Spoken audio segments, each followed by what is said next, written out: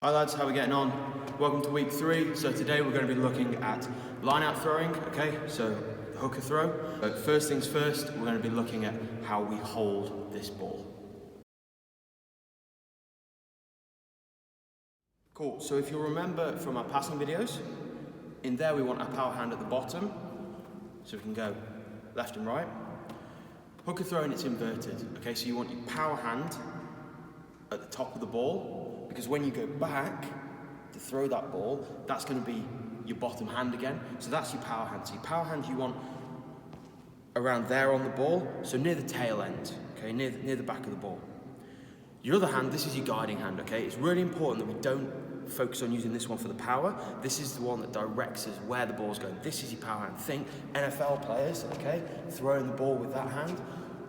We're being a bit more controlled because we need that ball to fly straight, okay? So we use that guiding hand to make sure it goes where we want it to go. All right, so again, that comes to about the front of the ball. All right, what this means is when it goes back, okay, as you can see, my right hand's at the base of the ball, because that's my power. All right, my left hand is at the top, that's the guiding. As we go to throw, right, we want to make sure that when we throw, same as with the passing, both our hands are finishing their target like that. Okay? Like I've said before with the passing, the ball's going to go where we point our hands. So if the hands end up down there when we throw, that ball's going to the ground. If they end up there, it's going to be nice and big and loopy. Right? We want to make sure we're firing those hands through at that target. So we've looked at how we put our hands on the ball when we're looking to throw. Now let's look at our setup. So imagine this white line is the sideline on a rugby pitch. We want to be off that pitch. Okay, we're throwing in from the sideline. Same as the throwing at football, we're off that pitch. Right? We don't want a staggered stance. That twists our body, and the power from these throws doesn't come from our arms. Right? It's got to be a full body motion. So you're swinging your body back, and then as you bring those arms forward, your body's flying forward too. Right? Sometimes you see players on tiptoes to get that extra power. Okay, so we need to be square on, almost like the start of our tower of power. So our feet are shoulder width apart. All right. Hand at the back of the ball, hand at the front. Looking at my target, pull my hands back, and as I go to throw, hands are pointing at where an imaginary jumper might be.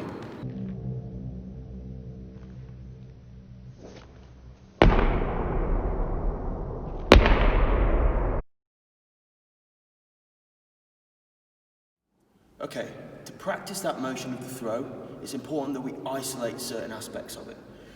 So I'm down on my knees now. This is great if you want to practice with your mum or your dad and have them as the jumper in front of you, because they can stand at the proper height with their hands up like that, and that's about the difference in height between where you're throwing from and where that person's going to be catching. So it's a great way of practicing that. Also, for you to get further distance, you can't use your legs. So you can't, it's got to come from moving that body forward. So you get used to that motion of throwing your body back and propelling it forward as you throw. So I've got a Ram Rugby skills ball. It's a bit small for me, okay, it's a size 4, but the principle's the same, okay? So I set up, right? Again.